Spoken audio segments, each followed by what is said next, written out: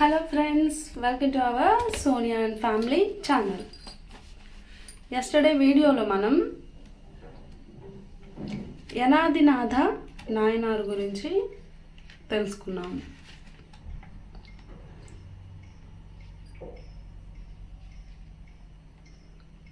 ఈరోజు మరొక వీడియో మరొక నాయనారు గురించి తెలుసుకునే ప్రయత్నాన్ని చేద్దాం. కన్నప్ప నాయనారు. కన్నప్ప నాయనారు గురించి తెలిసిన వాళ్ళు చాలామంది ఉండుంటారు. సో ఈరోజు మనం కన్నప్ప నాయనారు శివభక్తుని గురించి తెలుసుకునే చిన్న ప్రయత్నాన్ని చేద్దాం. ఆలోచించగలిగే వివేకం, విజ్ఞానం, వివేచనం కలిగిన నరజాతి పైనే కాదు, సృష్టిలోని ప్రతి ప్రాణిపైన తన అపార కరుణ కటాక్షాలు చూపించగల కరుణామయుడు బోళాశంకరుడు. అందుకు ప్రత్యక్ష సాక్షి శ్రీకాళహస్తీశ్వరుడే. మూఢభక్తితో ఆరాధించి కన్నుకు కన్నిచ్చిన భక్తుణ్ణే కాదు, మూగగా మూర్ఖంగా సేవించిన సాలెపురుగు, ఏనుగు, పాముకు కూడా మోక్షాన్నిచ్చిన అపార దయాసముద్రుడు ఆ కాళహస్తీశ్వరుడు. ఆ మూగజీవాల పేరుతోనే ప్రసిద్ధి చెందాడు. వాటి పేరు మీదే ఆ దైవం కొలువుదీరిన ప్రాంతం అదే శ్రీకాళహస్తి. శ్రీ సాలెపురుగు, కాళము అంటే సర్పము, హస్తి అంటే ఏనుగు. సాలెపురుగు, కాళం, ఏనుగు, సాలెపురుగు, సర్పం, ఏనుగు, ఈ మూగజీవుల పేరు మీదుగా శ్రీకాళహస్తీశ్వరుడుగా వెలసాడు ఆ పరమేశ్వరుడు. అలాంటి పుణ్య ప్రదేశంలో ఆ ఊరి స్వామితో మమేకమై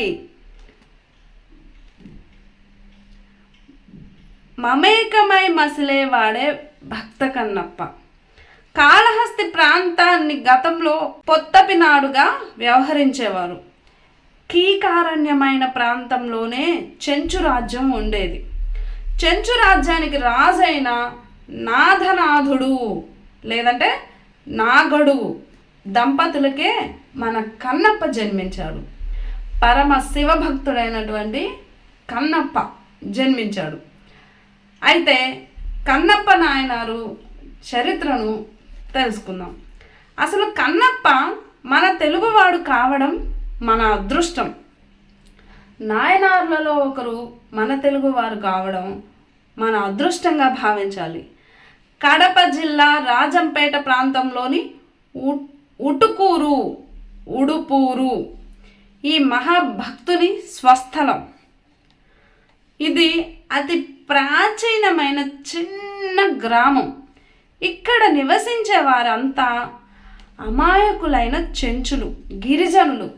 వీళ్ళకి ఈ అడవుల్లో బతకడం తెలుసు.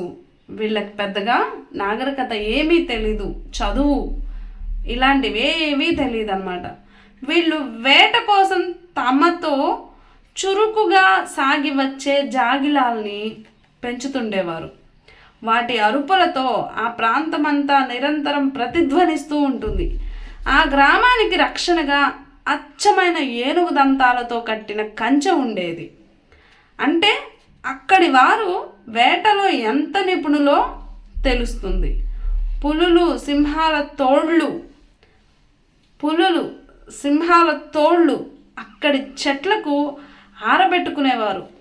క్రూర జంతువుల్ని చంపి వాటి కళేబరాల మధ్యంలో గడ్డి గాదం కుక్కి అవి ప్రాణం ఉన్న నిజమైన జంతువులే సుమా అనిపించేలా అక్కడక్కడ పెట్టేవారు. వాటిని చూసి ఇక్కడేవో తమ జాతి జంతువులే తిరుగాడుతున్నాయని భ్రమించి ఆ చుట్టుపక్కలకు మరే ఇతర జంతువులు వచ్చేవి కావు. ఆ గ్రామ సరిహద్దుల్లో గలగలా పారే సెలయేళ్ల సవ్వడి ఆ ప్రాంతానికి సందడిని చేకూర్చిపెట్టేవి. అక్కడి వారంతా బలిష్టమైన దేహాలతో నల్లని ఛాయతో నిగనిగలాడుతూ ఉంటారు. వారంతా పుట్టతేనే పచ్చి మాంసం కలిపి భుజించేవారు. అడవుల్లో క్రూర జంతువులను వేటాడడం, చంపడం, ఆ పచ్చి మాంసాన్ని భుజించడం. వారి హృదయాలు తేనెలా మధురంగా కాకుండా కరడు కట్టి ఉండేవి. ఇక క్రూర మృగాలను వేటాడి చంపి తినేవాళ్ళు, వాళ్ళ హృదయాలు క్రూరత్వంతోనే ఉంటాయి. మరి ముఖాలు క్రూరత్వంతో చూసేవారికి భయం గొలుపుతుండేవి. అక్కడే నాగడనే బోయరాజున్నాడు. అయితే ఇతను అందరిలా కాకుండా సహజ స్వభావానికి విరుద్ధంగా వర్తిల్లేవాడు. అతని ఇల్లాలు అతనికి తగినట్టే సాధు స్వభావురాలైన దత్త.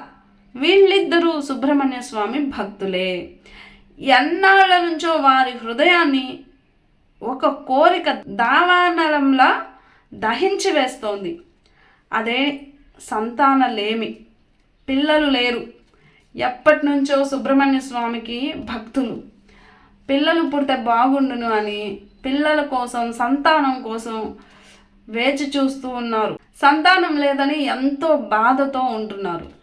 ఏమైనా తమకు సుబ్రహ్మణ్యేశ్వర స్వామి దయ వల్లే సంతానం కలగాలని ఆయన్నే నమ్ముకొని కొలిచేవారు. ఎట్టకేలకు వారి కోరిక ఫలించి ఆ స్వామి దయ వల్ల పుత్రుడు జన్మించాడు. లేక లేక కలిగిన ఆ మగ శిశువుకు తల్లిదండ్రులు తిన్నడు అని పేరు పెట్టి అల్లారు ముద్దుగా పెంచుకుంటున్నారు. కాళహస్తీశ్వర పురాణ కథనం ప్రకారం తిన్నడు పూర్వజన్మలో అర్జునుడు. శివుని గురించి కఠిన తపస్సు, పాశుపతాస్త్రాన్ని వరంగా పొందడం కోసం కఠిన తపస్సు చేసి ఆ పాశుపతాస్త్రాన్ని పొందాడు. కానీ అప్పుడు పరమేశ్వరుడు బోయవానిగా అర్జునునితో తలపడినప్పుడు అర్జునుడు శివుణ్ణి గుర్తించలేకపోయాడు. ఆ కారణం వల్లనే తరువాతి జన్మలో అర్జునుడు బోయవానిగా, తిన్ననిగా జన్మించి ఆ రూపంలో శివుణ్ణి మెప్పించి శివ సాయుధ్యాన్ని పొందాడని ధూర్జటి విరచిత శ్రీకాళహస్తీశ్వర పురాణం, ధూర్జటి విరచిత కాళహస్తీశ్వర పురాణం స్పష్టం చేస్తోంది. ప్రస్తుత కథనంలోకి వస్తే బోయరాజైన నాగడు తమ కులాచారం ప్రకారం కుమారునికి ధనుర్విద్యతో అవసరమైన అన్ని విద్యలను గురువుల వద్దకు పంపి నేర్పించాడు. విద్యాభ్యాసోత్సవం ఎంతో వేడుకగా జరిపించి ముచ్చట తీర్చుకున్నాడు నాగడు. ఆ వైభవం దాదాపు కొన్ని రోజుల పాటు ఆనందోత్సాహాల మధ్య జరుపుకున్నారు. ఇందుకోసం రకరకాల భోజన పదార్థాలు రాసులు రాసులుగా తయారు చేసి పోసి ఉంచారు. పుట్ట తేనె, రుచికరమైన మాంసమే కాకుండా ఇంకా అక్కడి వారు ఎంతో ఇష్టపడే ఎన్నో పదార్థాలను తయారు చేసి విందుకు సిద్ధం చేశారు. చెంచుల కోలాహలం మధ్య విందు ఆరంభమైంది. వచ్చిన వాళ్ళందరూ సంతృప్తిగా విందు ఆరగించి తిన్నన్ని ఉన్నత విద్యావంతుడు కావాలంటూ మనోపూర్వకంగా ఆశీర్వదించారు. ఈ వేడుకల సందర్భంగా విద్య నేర్పే గురువులకు ఎన్నో విలువైన కానుకలను సమర్పించారు. సహజంగా బాలుడు చిన్ననాటి నుంచే ప్రతి విషయంలోనూ ఎంతో చురుకుగా ఉండేవాడు కావడంతో గురువులు నేర్పిన విద్యలు అన్నీ సునాయాసంగా అభ్యసించి అక్కడి వారిని అబ్బురపరిచేవాడు. అసలు తిన్నడు పసి వయసులోనే పులి నోళ్లల్లో చెయ్యి పెట్టి వినోదంగా పక్కపక్క నవ్వేవాడు. పుట్టుకతోనే అబ్బిన తెలివితేటలతో ఎంతో కష్టమైన విషయాన్నైనా అవలీలగా నేర్చుకునేవాడు. విలువిద్యలో ఎనలేని ప్రావీణ్యం సంపాదించాడు. స్నేహితులతో కలిసి చిన్ననాటి నుంచే అడవిలోకి వేటకు వెళ్ళేవాడు. చిన్న చిన్న కుందేళ్లను, జింకలను, దుప్పులను వేటాడి తీసుకొస్తూ ఉండేవాడు. వాటిని ఇంటిలో పెట్టి ప్రేమగా గారాబంగా చూసుకునేవాడు. ముఖ్యంగా తిన్నడు నల్లగా బలిష్టంగా ఉన్నప్పటికీ అతని కళ్ళల్లో ఏదో మాయ ఉంది. ఒక్కసారి అతని చూపులో చూపు కలిపిన వారింకా అదే పనిగా అలా చూస్తూ ఉండిపోవాలనిపిస్తుంది. ఒక కన్ను దినరాజు సూర్యుడు, మరొక కన్ను నెలరాజు చంద్రుడు. ఈ విధంగా పోలి దివ్య కాంతులతో ప్రసరిస్తూ ఉంటాయి. అతని కళ్ళంటే తోటి వారికే కాదు పరమేశ్వరునికి కూడా బాగా ఇష్టమేమో. తిన్నడి కళ్ళ మీద ముక్కంటి కళ్ళేశాడు. సమయం కోసం వేచి చూస్తున్నాడు సదాశివుడు. బోయవాడుగా తన కుల ధర్మాన్ని అనుసరించి తిన్నడు వేటాడుతున్నప్పటికీ అతనికి అన్ని జీవుల పట్ల వాత్సల్యం, ప్రేమాభిమానాలు మిక్కుటంగా ఉండేవి. పిల్ల జంతువుల్ని, ఆడవాటిని, అనారోగ్యం, ముసలితనంతో బాధపడుతున్న జంతువుల్ని ఏమాత్రం వేటాడేవాడు కాదు. సహజమైన క్రూర స్వభావాన్ని విడనాడి కరుణాభావంతో వ్యవహరించేవాడు. కామ, క్రోధ, లోభ, మోహ, మద, మాత్సర్యాలనే అరిషడ్వర్గాలు జయించి ఉన్నత మనస్తత్వంతో మెసిలేవాడు తిన్నడు. మరికొన్ని రోజులు కాలగర్భంలో కలిసిపోయాయి. తిన్నని తండ్రి వార్ధక్యంతో ఎక్కడికి కదలలేకపోతున్నాడు. అప్పటికి తిన్నడు 16 ఏళ్ల ప్రాయుడయ్యాడు.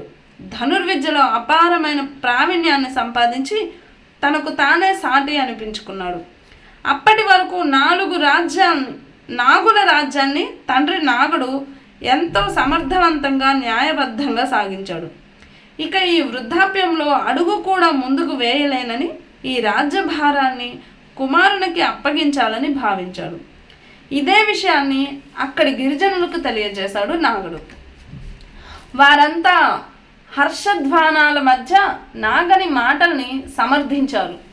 తిన్నడిని రాజ్యం అప్పగించడంలో ఎలాంటి అనుమానాన్ని వ్యక్తం చేయలేదు. అందరూ సంతోషించారు. ఇందుకు ముందు తిన్నడు అంగీకరించినప్పటికీ తండ్రి అభ్యర్థన మేరకు ఇందుకు ముందు తిన్నడు అంగీకరించినప్పటికీ తండ్రి అభ్యర్థన మేరకు రాజుగా ఉండి పాలన సాగించేందుకు అంగీకరించాడు. సింహాసనం. ఒక మంచి శుభముహూర్తంలో శాస్త్రోక్త రీతిలో తిన్నని పట్టాభిషేక మహోత్సవం వైభవోపేతంగా జరిగింది. తండ్రికి తగిన తనయుడవని అనిపించుకున్నావు. అతని కంటే ఎక్కువ విజయాన్ని సాధిస్తూ రాజ్యాధికారాన్ని సాగించాలని అక్కడికి వచ్చిన పెద్దలు ఆశీర్వదించారు. పులితోలు సింహాసనంపై ఆసీనుడైన మరుక్షణమే తండ్రి పాదాలకు నమస్కరించాడు తిన్నడు. ఆప్యాయతతో భుజాలు నిమురుతూ పైకి లేవనెత్తి, తిన్నా, ఇప్పటి వరకు ఆకతాయిగా, అల్లరి చిల్లరిగా, తండ్రి చాటు బిడ్డగా ఉన్నావు. నీవు ఇకపై బాధ్యతాయుతంగా ప్రవర్తించాలి. ఇప్పటి వరకు నువ్వేం చేసినా, ఎలా ఉన్నా చిన్నపిల్లవాడివని అనుకుంటాము, ముద్దుగా భావిస్తాము, ప్రేమగా చూసుకుంటాము. ఇప్పటికి అలా కాదు. ఇప్పుడు నీకు వయసు వచ్చింది, నాకు వార్ధక్యంలో ఉన్నాను కాబట్టి నీకు రాజ్యాభిషేకం చేయించాను. ఇప్పుడు నువ్వు అలా చిన్నపిల్లాడిలా ఉండడానికి వీల్లేదు. ఇప్పుడు నీకు బోలెడని బాధ్యతలు ఉంటాయి కాబట్టి ఇంకా చిన్నపిల్లవాడివని అనుకోవద్దు అంటూ, రాజ్యభారంతో నేను ఇంకా వేటకు వెళ్ళలేను. ఇక నుంచి వేటాడే ప్రక్రియను నువ్వే కొనసాగించాలి. ప్రజలెవ్వరికీ ఎలాంటి కష్టం కలగకుండా చూసుకోవాలి అంటూ ఇప్పటి వరకు తన చేతిలో ఎన్నో విజయాలను చవిచూసిన ఖడ్గాన్ని, డాలును కుమారుని చేతికి అందించాడు. వాటిని అందుకోగానే అతనిలో రాచకళ నిండారా తేజరిల్లింది. ఆనాటి నుంచి తిన్నడు గిరిజనుల పెద్దగా అక్కడి వారందరి మన్నలను పొందుతున్నాడు. తన తోటి స్నేహితులతో కలిసి అటవీ మధ్యంలోకి వేటకు వెడుతుండేవాడు. అతను ఏ జంతువు పైనైనా గురి చూసి బాణాన్ని విడిచాడంటే తప్పక ఆ జంతువు అతని చేతికి చిక్కవలసిందే. అతని గురి అంత నిక్కచ్చిగా ఉండేది. అందులోనూ అతని లక్ష్యం ఎన్నడూ అస్థిరంగా ఉండేది కాదు. సాధారణంగా వేటకు వెళ్ళడం అంటే అంత సులువైన పనేమీ కాదు. ఏమాత్రం అజాగ్రత్త వహించినా ఏ క్రూర జంతువో నోటికి బలి కావాల్సిందే. అలాంటి కీకారణ్యంలో అలాంటి క్రూరముగాల మధ్య వేటకు వెళ్ళి బాణం వేశాడు అంటే ఖచ్చితంగా గురి తప్పే ప్రసక్తే లేదనమాట. ఏ మాత్రం అజాగ్రత్త వహించినా కష్టమే. అందుకే వేటలో బాగా ఆరితేరిన బృందం వేటగానికి సహాయంగా ఎప్పుడూ వెనుక ఉంటుంది. ఆ సహాయకులు అక్కడ ఏ జంతువులు తిరుగాడుతుంటాయో ఆయా జంతువుల అడుగు జాడలను బట్టి గుర్తించి చెబుతారు. దాన్ని బట్టి ఇక్కడ ఈ జంతువు ఉన్నది అని గుర్తుపడతారు. ఎక్కడ జంతువు ఉందో పసిగట్టి చాటుగా మాటు వేసి ఆ జంతువు రాగానే గురి చూసి బాణం వేసేవాడు తిన్నడు. అలా నేర్పుగా గురి తప్పకుండా బాణాన్ని ప్రయోగించి వేటలో విజయం సాధించేవాడు. ఒకరోజు ఇలాగే తిన్నడు వేటాడేటందుకు రోజువారీలాగే సహాయకులతో కలిసి బయలుదేరాడు. జంతువుల పాదముద్రలను బట్టి ముందుగానే వేటకు వెళ్లాల్సిన దిశను నిర్ణయించుకొని అటువైపుగానే వేట సాగించేవాళ్ళు.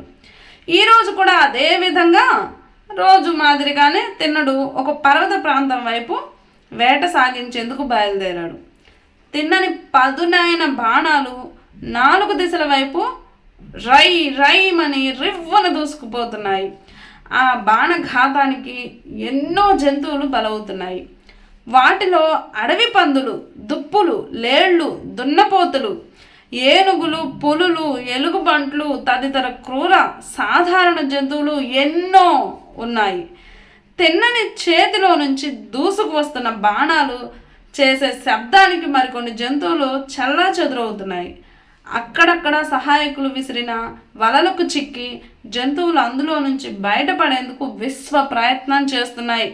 ఈయన పాటికి ఈయన వేట చేస్తున్నాడు, సహాయకులు అందరూ వలలు పన్నారు, అక్కడక్కడ అందరూ వేటాడే ప్రక్రియలో మునిగిపోయి ఉన్నారు. జంతువులు మేము ఎలా తప్పించుకోవాలా అన్నట్టు ప్రాణభయంతో విలవిల్లాడిపోతూ ఉన్నాయి. కొన్ని వలలకి చిక్కుతున్నాయి, కొన్ని బాణాలకి గురవుతున్నాయి, కొన్ని ఏదో ఒక రకంగా తప్పించుకుంటున్నాయి. ఆ విధంగా వేట జరుగుతూ ఉంది. అయితే వాటి ప్రయత్నాన్ని వీరి జాగిలాలు భౌ భౌమని గట్టిగా అరుస్తూ అడ్డం కొడుతున్నాయి. జాగిలాల అరుపునకే వలలో చిక్కిన జంతువులు విలవిలలాడుతున్నాయి. అయితే ఎలా జరిగిందో కానీ విచిత్రంగా సహాయకులు పరిచిన వల నుంచి తిన్నని బాణం గురి నుంచి తప్పించుకొని ఒక అడవి పంది అతి వేగంగా అక్కడి నుంచి పరిగెత్తుకు ఎటో పారిపోయింది. తిన్ననికి అది అవమానంగా తోచింది. ఉక్రోషంతో నేను బాణం విసిరితే తప్పిపోవడమా, వలలోని అడవి పంది పరిగెత్తుకుంటూ పారిపోవడమా, అసలు ఇది ఎలా జరిగింది, ఎలాగైనా సరే దాన్ని పట్టుకోవాల్సిందే అని ఉక్రోషంతో బయలుదేరాడు. ఉక్రోషంతో ఆ విపిన వరాహం అంటే అడవి పంది వెళ్ళిన వైపు బాణ సమూహాన్ని వదిలిపెట్టాడు. అయినా ప్రయోజనం లేకపోయింది. బాణాలన్నీ వ్యర్థమైపోయాయి. అడవి పంది దొరకలేదు. తిన్నని ప్రధాన అనుచరులైన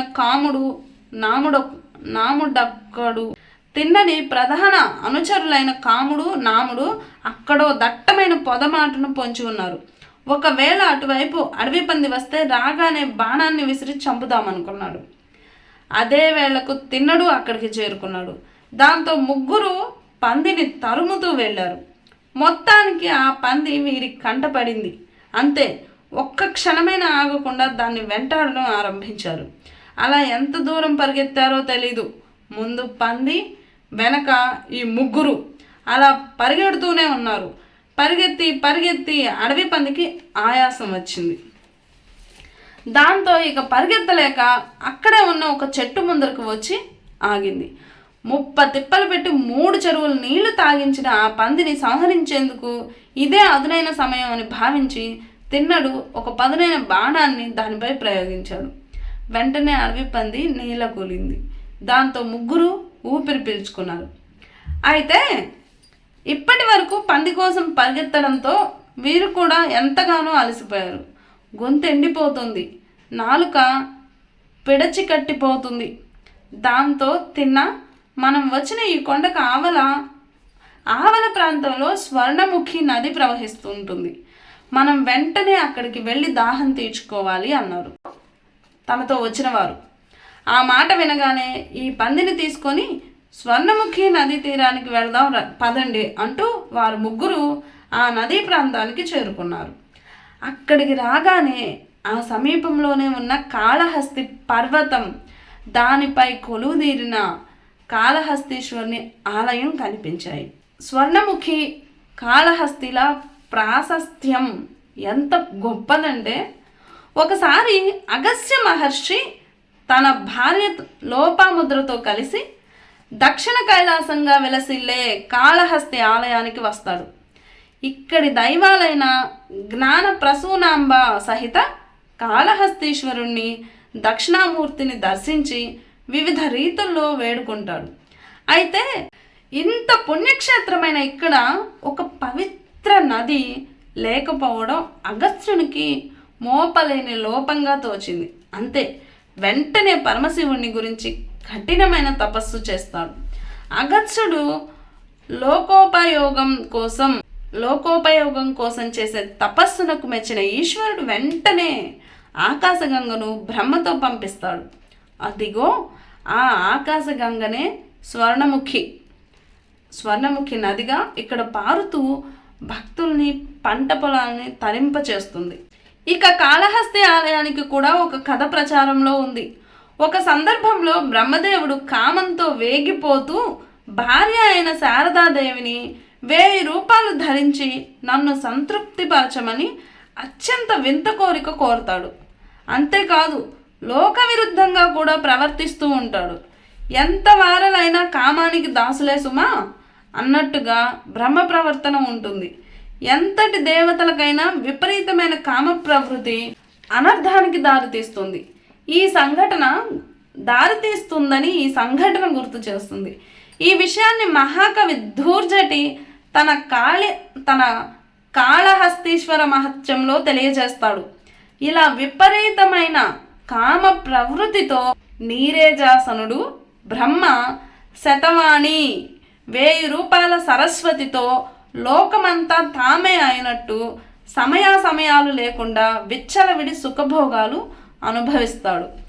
దాంతో బ్రహ్మకు దాదాపు 30,000 మంది రాక్షసులు జన్మిస్తారు. వారంతా దుర్మార్గులై లోకాన్ని అల్లకల్లోలం చేస్తూ ఉంటారు. వీరి బాధల్ని సహించలేక భూమాత బ్రహ్మతోనే మొరపెట్టుకుంటుంది. బ్రహ్మ భూదేవిని ఓదార్చి కాపాడుతానని అభయం అందిస్తాడు. దీనికి కారణమైన వాడే విధాత. ఆయనే తిరిగి రక్షిస్తానని మాట ఇస్తాడు. భూమాత చెప్పిన విషయానికి బ్రహ్మకు అంతులేని ఆగ్రహం కలుగుతుంది. ఆ కోపంలో నుంచి ఉగ్రుడు అనే కుమారుడు ఉదయిస్తాడు. ఉగ్రుడు పేరుకు తగినట్టుగా మహోగ్ర స్వరూపుడై పుట్టిన వెంటనే తన సోదరులైన రాక్షసులందరినీ సంహరిస్తాడు. ఎంత రాక్షసులైనా వారంతా తనకు జన్మించిన వారు. వారలా పోవడాన్ని జీర్ణించుకోలేని పరమేశ్వరి కోపంతో ఊగిపోతాడు. ఆ కోపంతోనే ఉగ్రుని చూస్తాడు. అలా ఉగ్రంతో చూసిన వెంటనే బ్రహ్మచూపుల్లోని వేడికి ఉగ్రుడు కూడా మాడిపోతాడు. ఆ విధంగా పుత్రహత్యాపాతకానికి గురైన కమలాసనుడు బ్రహ్మ పాప విముక్తి కోసం దక్షిణ కైలాసమైన ఈశ్వరుణ్ణి దర్శించి సేవించుకుంటాడు. దాంతో పరమేశ్వరుడు అనుగ్రహిస్తాడు. తత్కారణంగా బ్రహ్మకు ఒక యోగ్యుడైన మరో కుమారుడు అవతరిస్తాడు. అదిగో ఆ పుత్రుడే బ్రహ్మజ్ఞాని అయిన రుచుడు.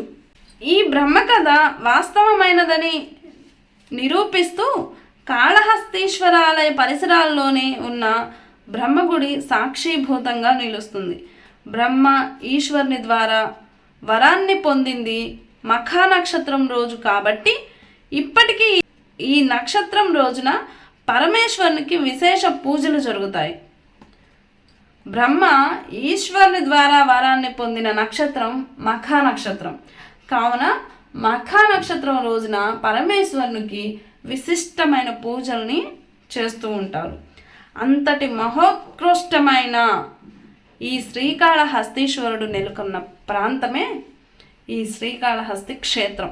ఇక ఇక్కడ భక్తి బీజం గురించి తెలుసుకుందాం. వాటిని దర్శించగానే తిన్నడిలో ఏదో తెలియని మార్పు సంభవించింది. మనసంతా ప్రశాంతతతో నిండిపోయింది. ఎన్నో జన్మల్లో చేసుకున్న పుణ్యం ఇప్పుడు అక్కడకు వచ్చి ఈ ప్రాంతానికి తీసుకువచ్చిందనిపించింది. ఎలాగైనా ఈ వింత ఏమిటో తెలుసుకోవాలనుకున్నాడు. వెంటనే ఆ పర్వతాన్ని ఎక్కి ఆ ఆలయం ఎవరిదో చూడాలని నిర్ణయించుకున్నాడు. అయితే ఈలోగా తిన్న మనకు కనిపించే ఆ ఆలయంలో కొలువైన స్వామి పేరు కుడుము దేవారు, పిలక ఉన్న దేవుడు అంటారని చెప్పాడు నాముడు. పక్కనున్న తిన్నడితో వచ్చిన మిగతా వాళ్ళల్లో ఒకడైన నాముడు ఈ విషయాన్ని చెప్పాడు. కాముడు పందిని పచనం చేయడం ఆరంభించాడు. అది పచనమయ్యే వరకు అక్కడే ఆగలేకపోయాడు తిన్నడు. వీళ్ళు ముగ్గురు వచ్చారు, తిన్నడు, నాముడు, కాముడు. తిన్నడు ఇంకా ఆగలేక భక్తి పారవస్యంతో ఆ పర్వతం ఎక్కడం ప్రారంభించాడు. దైవాన్ని దర్శించుకునేందుకు భక్తుడు అధిరోహించే ముక్తి సోపానాల్లా అనిపించింది తిన్నడు చేసే ఆ పర్వతారోహణం. పర్వతం ఎక్కుతుంటే అంతకంతకు అతనిలో సంతోషం అధికం కాసాగింది. అదేమిటో తెలిసి తెలియనట్టు మనసులో దోబూచులాడుతోంది. తన పైనున్న బరువేదో తరుగుతున్నట్లు అనిపించింది. అసలు పర్వతంపై పాదం మోపగానే అతని పూర్వజన్మ పాపాలన్నీ పటాపంచలయ్యాయి. అశాశ్వతమైన దేహంపై భ్రాంతి కూడా సన్నగిల్లింది. అప్పుడు కలిగింది కొండపై ఉన్న లింగాకార దివ్య దర్శనం. శివలింగాన్ని చూడగానే దాని మీద అనంతమైన భక్తిభావం, ప్రేమ పుట్టుకు వచ్చాయి. అమాంతం ఆ లింగాన్ని భక్తి పారవస్యంతో కౌగిలించుకున్నాడు. ముద్దులపై ముద్దులు గుమ్మరించాడు. కళ్ళ వెంట ఆనంద భాష్పాలు రాలుతూ ఉన్నాయి. అప్పటి వరకు పెద్దగా ఇదేమీ అతనికి తెలియదు. ఆ క్షణంలోనే భగవంతునితో మమేకం అవ్వాలన్న ఆరాటం ఆరంభమైంది. అప్పుడు అనిపించింది అతనికి, ఎప్పటి నుంచో నా మనసు నాకు తెలియకుండానే అన్వేషిస్తున్నది ఈ స్వామినే అని అర్థమైంది. పరమేశ్వరా, ఈ దట్టమైన అడవిలో ఎవరి సాయం లేకుండా ఇన్నాళ్ళు ఒంటరిగా ఎలా ఉన్నావు? నీకు ఆహారం ఎవరు పెడుతున్నారు? ఒక్క వేటకు వస్తేనే ఎంతో మందిని సహాయకులుగా తెచ్చుకుంటాము మేము. అలాంటి ఈ కొండ ప్రాంతంలో నట్ట అడవిలో ఎవరూ లేకుండా దిక్కులేని వాడిలా ఇలా దీనంగా పడి ఉన్నావా? అలా కుదరదు. ఇప్పటి నుండి నేను నీతోనే ఉంటాను. నీకు ఆకలిగా ఉన్నట్లుంది, వెంటనే నేను వెళ్ళి నీ కోసం ఆహారం తీసుకొస్తాను అని అక్కడి నుంచి వడివడిగా నడుచుకుంటూ ఆహార అన్వేషణకు బయలుదేరాడు తిన్నడు. శివుని కోసం ఆహారం తెచ్చేందుకు కొండ దిగాడు. అక్కడ కాముడు వండిన పంది మాంసం సిద్ధంగా ఉంది, వేడివేడిగా ఉంది. ముందు తిన్నడు దాన్ని రుచి చూసి శివుని కోసం కొద్దిగా వేరుగా తీసి పక్కనుంచుకున్నాడు. అప్పుడు తిన్న పరమేశ్వరుడు ఏదైనా తినే ముందు ప్రతిదినం నీటితో అభిషిక్తుడవుతాడని, పూలతో అర్చనలు స్వీకరిస్తాడని చెప్పాడు నాముడు. అది విన్న తిన్నడు వెంటనే నది వద్దకు వెళ్ళి నోటి నిండా నీళ్లను పుడిసిని పట్టి తాను సేకరించిన అడవి పూలను తలపై పెట్టుకొని వండిన పంది మాంసాన్ని చేతిలో ఉంచుకొని విల్లు అంబులతో తిన్నగా శివలింగం ఉన్న చోటికి వెళ్ళాడు. నీళ్లు తీసుకోవడానికి ఏమీ లేదు, నోటితోనే నీళ్లను పట్టుకున్నాడు. అడవిలో కనిపించే అక్కడక్కడ పూలను కొన్ని కోసుకున్నాడు. అవి తల మీద పెట్టుకొని ఈ పంది మాంసాన్ని చేతిలో పెట్టుకొని ఇంకా కొండ మీదకి ఎక్కాడు. అక్కడ ఉడిసిలి పట్టిన నీటిని శివునిపై ఉమిశాడు. అదే శివునికి అభిషేకంగా భావించాడు. ఇతను ఈ తిన్నడు అడవిలో పెరిగినటువంటి గిరిజనుడు. తనకి ఏమీ తెలీదు. అదొక రకమైన మూఢ భక్తి, మనసుకి అనిపించింది భక్తి భావనతో చేస్తున్నాడు. అభిషేకం ఎలా చేయాలి, ఎలా స్వామివారికి పూలు అర్పించాలి, నైవేద్యం ఎలా పెట్టాలి, ఇవేమీ తెలియని తిన్నడు తనకి ఏది విన్నాడో దాన్ని ఎలా చేయాలి అని మాత్రమే ఆలోచించి నోటి నిండా నీళ్లు పట్టుకొని వాటినే శివలింగం పైన చల్లి అదే అభిషేకం అనుకొని మురిసిపోతున్నాడు. ఆ పూలను తల మీద పెట్టుకున్న పూలను తీసి స్వామివారి దగ్గర పెట్టాడు. అదే శివునికి అర్చన అని భావించాడు. తర్వాత తాను తెచ్చిన పంది మాంసాన్ని దేవునికి నైవేద్యంగా స్వీకరించమని శివలింగం ముందు పెట్టాడు. అదే ఆయనకు నివేదనమైంది. ఏ ఇతర మనిషి కానీ ఏ జంతువులు కానీ ఇక్కడికి రాకుండా గుడి ద్వారం వద్ద కాపలాగా నిలబడ్డాడు. నీరు పుడిసి బట్టి నీపైన ఉమిసిన గంగ కన్న మిన్నగా తలంచి అడవి పంది మాంస మహా అయనుచు తిన్న హరుని మనసు తెలియ తరమే మనకు. నీరు పుడిసి బట్టి నీపైన ఉమిసిన గంగ కన్న మిన్నగా తలంచి అడవి పంది మాంస మహాయనుచు తిన్న హరుని మనసు తెలియ తరమే మనకు. ఆ మర్నాడు ఉదయం తిరిగి శివయ్యకు ఆహారం తెచ్చేందుకు బయలుదేరి వెళ్ళాడు. అంత గొప్ప పరమశివుడు మనస్ఫూర్తిగా మనసుతో భక్తి భావనతో ఆయన ఉన్నాడు అని నమ్మి, అది మూఢభక్త లేకపోతే ఎలా అనేది కూడా ఆలోచించకుండా ఆ భక్తుడు భక్తితో చేశాడనే విషయాన్ని మాత్రమే పరమశివుడు భక్తి భావనగా భావించి ఆ ఉమిసిన నీటిని పెట్టిన పంది మాంసాన్ని స్వీకరించడం. ఆయన గురించి మనం తెలుసుకోవాలంటే ఆ పరమశివుడి గురించి మనకైనా తరమవుతుందా? ఆ మన్నాడు ఉదయం తిరిగి శివయ్యకు ఆహారం తెచ్చేందుకు బయలుదేరి వెళ్ళాడు. తిన్నడి ప్రవర్తన చూసి అతని అనునయులు నాముడు కాముడికి మతిపోతుంది. తిన్నడిలో వచ్చిన ఈ మార్పు చూసి మతి చలించింది అనుకున్నారు. తిన్నా ఏమిటి పిచ్చి, ఏం చేస్తున్నావు, అసలు నువ్వు మా బోయదొరవేనా, పద మన గూడెం వెళ్ళిపోదాం అంటూ వారు అతనికి సర్ది చెప్పబోయారు. ఎంత మాత్రం వారి మాట వినకుండా వెళ్ళిపోయాడు తిన్నడు. దాంతో విస్తుపోయిన వాళ్ళు వెంటనే తిన్నడి తల్లిదండ్రుల వద్దకు వెళ్ళి జరిగిన విషయాన్ని పూసగుచ్చినట్టు వివరించి చెప్పారు. తక్షణమే తల్లిదండ్రులు ఇక్కడకు వచ్చి తిన్నడిని ఇంటికి తీసుకువద్దామనుకున్నారు. కానీ తిన్నడు తాను శివుని దగ్గరే ఉంటాను, దయచేసి నన్నింటికి రమ్మని బలవంతం చేయకండని బతిమాలాడు. ససేమిరా మాట వినకపోవడంతో చేసేది లేక వారు వట్టి చేతులతో నిట్టూరుస్తూ వెనక్కి తిరిగి వెళ్ళిపోయారు. ఇక్కడ తన దైవానికి ఆహారం తీసుకువచ్చేందుకు తిన్నడు వెళ్ళిన సమయంలో ఆలయ పూజారి శివగోచారి ప్రతిరోజులానే శివునికి అర్చన చేసేందుకు ఆలయానికి వచ్చాడు.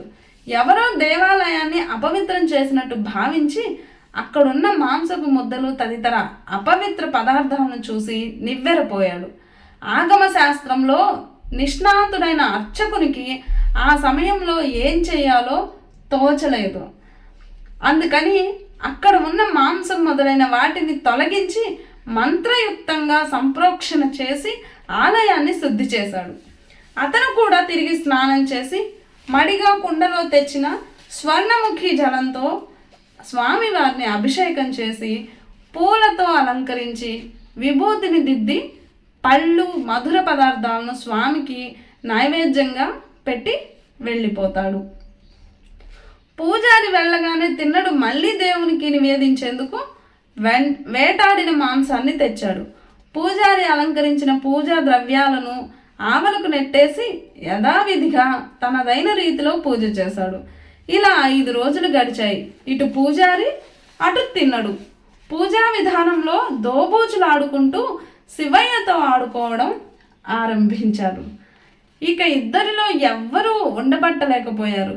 తిన్నడైతే మరీను దుఃఖిస్తూ పరమశివుణ్ణే ప్రార్థించాడు. స్వామి, ఏమీ తెలియని అమాయకుణ్ణి, నీ భక్తి తప్ప అన్యం ఎరుగని గిరిజనుణ్ణి, నాకు తెలియకుండా ఇక్కడ మీకు అంతులేని అపచారం జరిగిపోతుంది, ఈ ఘోర కృత్యాన్ని ఆపండి అంటూ ఎలుగెత్తి శివయ్యను ప్రార్థించాడు. తిన్నని మూఢభక్తికి పరవశుడయ్యాడు పశుపతినాథుడు. శివుడు ఆలయ పూజారైన శివగోచారికి తిన్నడి భక్తి ప్రపత్తులను నిరూపించదలుచుకున్నాడు. అర్చకునికి కలలో కనిపించి, గోచారి, నీవు నా లింగం వెనుక భాగంలో దాక్కొని ఇక్కడేం జరుగుతుందో చూడు అని ఆదేశించాడు. ఉలిక్కిపడి లేచాడు ఆలయ పూజారి. ఇది కళ అని అనుకుంటూ అంతా కలయ చూశాడు. ఎవ్వరూ కనిపించలేదు. ఇది పరమశివుని ఆజ్ఞ అనుకున్నాడు. అలాగే చేద్దామని మనసులో భావించి మర్నాడు ఆలయానికి వచ్చాడు. ఆ రోజు యథావిధిగా తిన్నడు ఆలయానికి వచ్చాడు.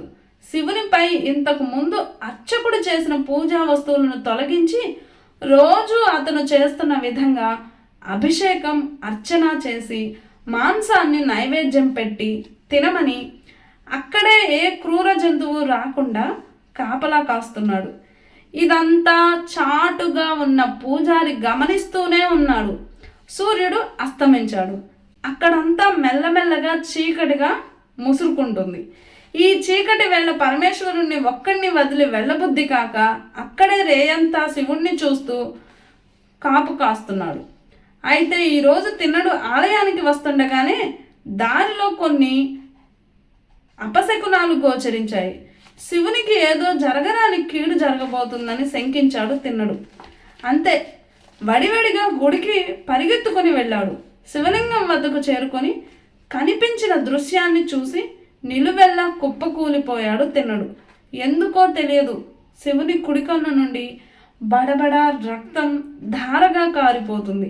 నా దైవానికి ఎంత ప్రమాదం జరిగిందోనని తిన్నడు భయపడిపోయాడు.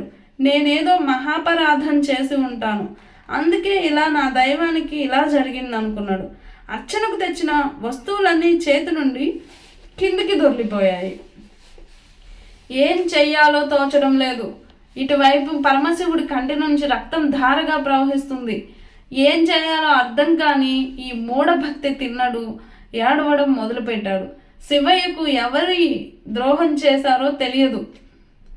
తను లేని సమయంలో ఏ క్రూర జంతువైనా వచ్చి శివయ్యకు అపాయం తలపెట్టిందా అనుకుంటున్నాడు.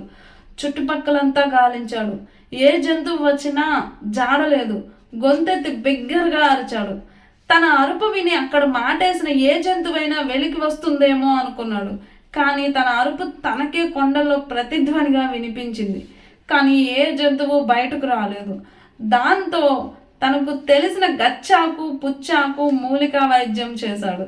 అయినప్పటికీ కంటి నుండి కారే ధార ఆగడమే లేదు.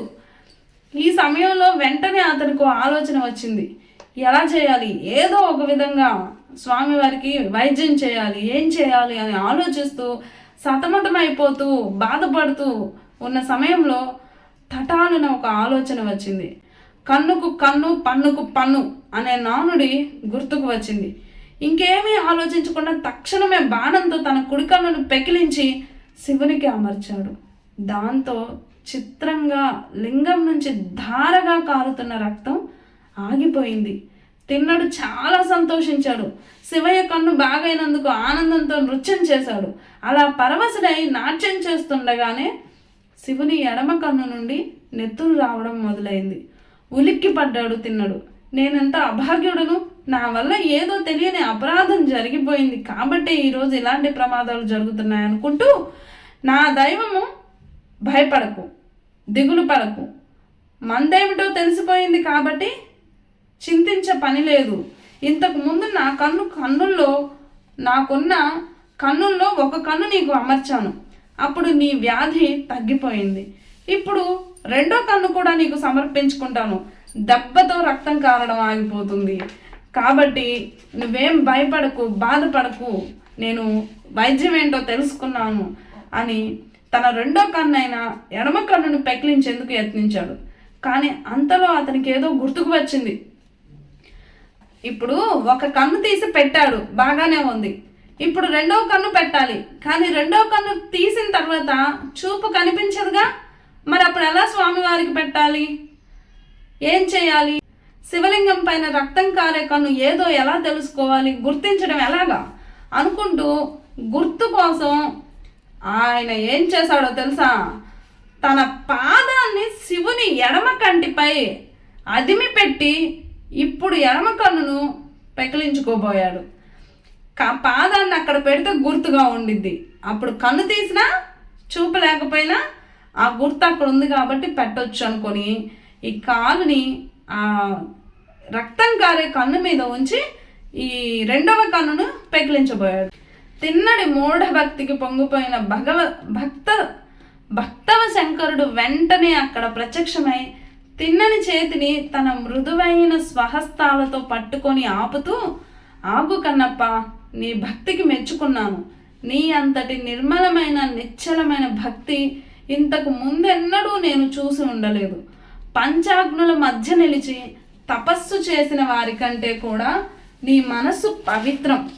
నీ అమాయకపు, నీ విశ్వాసపు చర్యలన్నీ నా హృదయానికి హత్తుకున్నాయి, నన్ను సంపూర్ణంగా పరవశింపచేశాయి. నన్ను ఇలా కరిగించగలిగిన నిజమైన భక్తుడవు నీవే కన్నప్ప అంటూ భగవంతుడే భక్తుణ్ణి పలు విధాలుగా ప్రశంసించాడు. తిన్నడిని కన్నప్ప కన్నప్ప కన్నప్ప అని ముమ్మార్లు పిలిచాడు ముక్కంటి. అంటే కన్నప్ప శివుని అనుగ్రహాన్ని మూడింతలుగా పొందాడని మనం భావించాలి. తన కన్నును ఈశ్వరునికి అర్పించినందుకు తిన్నడు కన్నప్ప అయ్యాడు. ఆ కన్నప్పే కన్నప్ప నాయనారుగా విఖ్యాతి చెందాడు. ఇతన్నే సంస్కృతంలో నేత్రేశ నాయనారు అని వ్యవహరిస్తారు. శివుడు తన 2 చేతులతో కన్నప్పను ఆదరంగా హృదయానికి హత్తుకున్న చేర్చుకున్నాడు. పరమేశ్వరుని కటాక్షంతో కన్నప్పకు తిరిగి యథావిధిగా చూపు వచ్చింది. ఆనాటి నుంచి కన్నప్ప సాక్షాత్తు శివస్వరూపునిగానే జీవించసాగాడు. ఇదంతా శివలింగం వెనక నుంచి గమనిస్తున్న శివగోచారికి తిన్నని స్వచ్ఛమైన నిర్మలమైన శివభక్తి అర్థమైంది. ఈ కథ మనకు అంతరార్థాన్ని కూడా సూచిస్తుంది. కన్నప్ప నాయనారు చిన్నప్పటి నుంచి ఇహలోక విషయ వాంఛలను త్యజించాడు. కానీ అహంకారాన్ని విడిచిపెట్టలేదు. దాన్ని కూడా విడిచిపెట్టాలి. ఈ విషయాన్నే అందకుండా ఏడిపించిన అడవి పంది సూచిస్తుంది. ఆ అహంకారాన్నే పంది రూపంలో తరిమి వేటాడాడు, సంహరించగలిగాడు. అది నశించగానే తిన్ననిలోని అహం తొలగిపోయింది. తిన్ననిలో నిరతిశయ భక్తి అంకురించింది. ఇందుకోసమే తిన్నడు వేటాడే సమయంలో మంచి చెడు అనే రూపంలో నాముడు దేవుని గురించి విడమర్చి చెప్పి అభిషేకం, అర్చన, నివేదన గురించి తిన్ననికి తెలియచేశాడు. మంచి ప్రతీక. కాముడు చెడు వెనకనే ఉండిపోయాడు. మంచి సంస్కారాలతో కన్నప్ప శివుని దగ్గర వరకు వెళ్ళగలిగాడు. దైవాన్ని చేరుకోవాలంటే ఒక్కడిగానే ప్రయత్నించాలి. అందుకే శివ పూజకు ఒక్కడిగానే వెళ్ళాడు. నాముడు, కాముడు అతని తల్లిదండ్రుల దగ్గరకు వెళ్ళలేదు. శివ పూజకు భక్త కన్నప్ప ఒక్కడిగానే వెళ్ళాడు. కానీ కన్నప్పతో వచ్చిన 2 అతని తల్లిదండ్రుల దగ్గరకు వెళ్ళారు. దాంతో తిన్నడికి అప్పటి వరకు ఉన్న 2 బంధాలు తొలగినట్లయ్యాయి. ఇక నాయనారును కన్నవారు అంతర్లీనంగా అతనికున్న భవబంధాలు నాయనారును కన్నవారు అంతర్లీనంగా అతనుకున్న భవబంధాలు కాబట్టే తిన్నడిని దైవం దగ్గరకు వెళ్లకుండా ఆపేందుకు అడ్డుపడ్డారు. తిన్నడు ఆ భవబంధాల నుండి వైదొలిగి ఒంటరిగానే మిగిలిపోయాడు.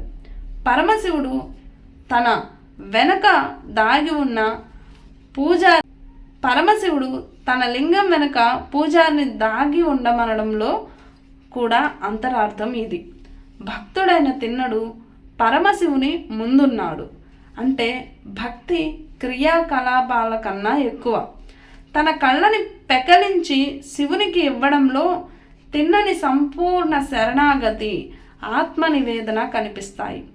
అంతకన్నా అనితరమైన భక్తి తత్పరత మరేమీ కనిపించదు. అదే భగవంతుణ్ణి భక్తుని వద్దకు రప్పిస్తుంది. ఈ విషయాన్నే తిన్నని కథ మనకు తెలియచేస్తుంది. ఈరోజుటి ప్రశ్న, భక్త కన్నప్ప పుట్టిన ఊరు ఏది? అలాగే తర్వాతి వీడియోలో గుగ్గులు కలస నాయనారు అనే నాయనారు శివభక్తుని గురించి తెలుసుకునే చిన్న ప్రయత్నాన్ని చేద్దాం. ఈరోజు భక్త కన్నప్ప నాయనారు గురించిన చరిత్రని విని ధన్యులమైనాము. చెప్పిన వారికి, విన్నవారికి ఆ పరమశివుడి ఆశీస్సులు తప్పకుండా ఉంటాయని ఆశిస్తూ, ఈరోజుటి వీడియో మీకు నచ్చినట్లయితే ప్లీజ్ లైక్ చేయండి, షేర్ చేయండి, సబ్స్క్రైబ్ చేయండి. ధన్యవాదాలు.